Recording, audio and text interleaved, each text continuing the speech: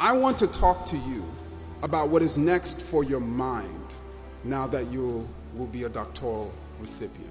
The point of my address is to ask you a very simple question. Are you an intellectual?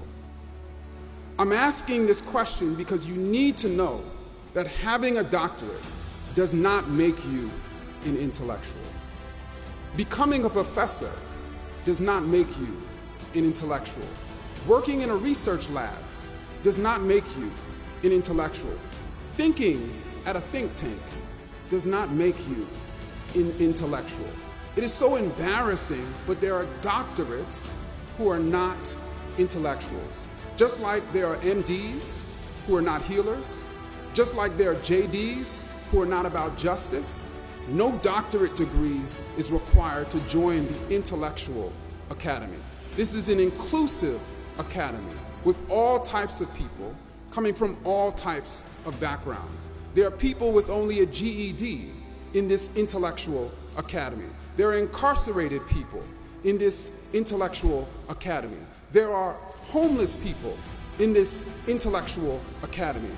There are poor people in this intellectual academy. So when I say intellectual, I'm not referring to someone who knows a wealth of information. All of you, I'm sure, know a lot. I do not measure a person's intellect based on how much a person knows. How much you know has no bearing on how much you are an intellectual. I define, and many others define, an intellectual as someone with a tremendous desire to know. Intellectuals have a tremendous capacity to change their minds on matters, to self-reflect, to self-critique. Intellectuals are only governed by one special interest, and that special interest is rarely self-serving. And that special interest is finding and revealing the truth. All of you will be getting your doctoral degrees, but how many of you have a tremendous desire to know? How many of your minds are wide open to new ideas? How many of you are searching for ideas that challenge how you see the world?